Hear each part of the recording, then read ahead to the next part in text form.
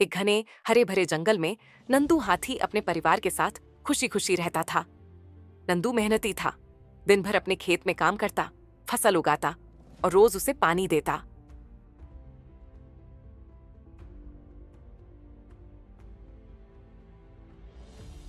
उसकी खूबसूरत पत्नी भोली प्यार से उसके लिए खाना लाती और उसका ख्याल रखती।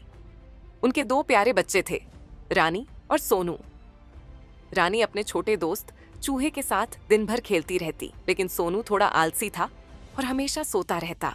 इस बार नंदू की मेहनत रंग लाई थी। उसकी फसल खूब लहलहा रही थी। हरी हरी घनी फसल देखकर वह बहुत खुश था। एक दिन जंगल से सफेद गायों का एक झुंड गुजर रहा था। जब उन्होंने हरी भरी फसल देखी तो उनकी आंखें चमक उठीं और उनके मुंह में पानी आ गया। वे अब बस उस स्वादिष्ट चारे को खाने के बारे में सोचने लगीं। क्या खेत है, अगर यहाँ थोड़ा आराम और खाना मिल जाए तो मजा ही आ जाए, एक गाय बोली। बाकी सबने भी सहमति में सिर हिलाया। फिर क्या था, वे चुपके से खेत में घुस गईं और मस्ती से फसल चरने लगीं। नंदू उस समय खेत में नहीं था। जब वह रास्ते में था तो उसे अपनी फसल पर गायों का झुंड नजर आया। उसकी आंखें गुस्से से लाल हो गईं और वह जोर से चिंघाड़ा। गायों ने हाथी की भयंकर चिंघाड़ सुनी तो डर के मारे इधर उधर भागने लगीं। नंदू ने उन्हें दूर तक खदेड़ दिया। उसकी मेहनत से उगाई गई फसल लगभग बर्बाद हो चुकी थी, लेकिन उसने राहत की सांस ली कि अब कोई खतरा नहीं था। पर गायें इतनी आसानी से हार मानने वाली नहीं थीं। वे एक बड़े पेड़ के नीचे इकट्ठी हुईं और एक चालाक योजना बनाई। हम रात का इंतजार करेंगे, एक बूढ़ी गाय बोली। जब हाथी और उसका परिवार गहरी नींद में होंगे तब हम चुपके से आकर सारी फसल खा जाएंगे। सभी गायों ने खुशी खुशी सिर हिलाया। अब वे बेसब्री से रात होने का इंतजार करने लगीं। उधर नंदू को बेचैनी हो रही थी। उसे ऐसा लग रहा था कि कुछ गलत होने वाला है। वह सो नहीं पा रहा था।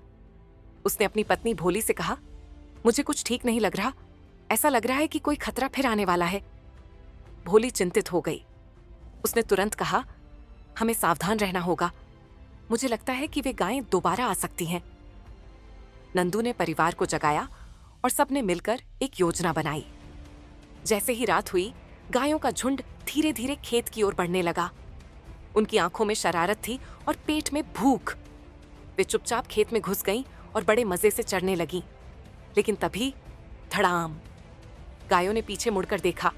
हाथी और उसका पूरा परिवार पहले से ही वहां खड़ा था, हाथों में डंडे लिए। अब भागने की कोशिश मत करना, नंदू गरजा। गायें बुरी तरह डर गईं और तुरंत भागने लगीं। नंदू और उसके परिवार ने उनका पीछा किया और उन्हें जंगल के बाहर तक दौड़ाया।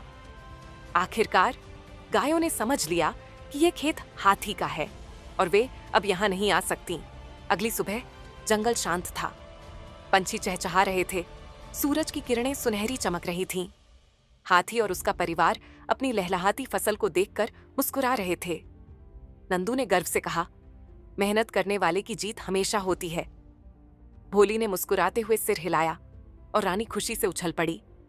लेकिन सोनू, वह फिर से एक पेड़ के नीचे लेट गया और सो गया और जंगल में फिर से शांति और खुशी लौट आई।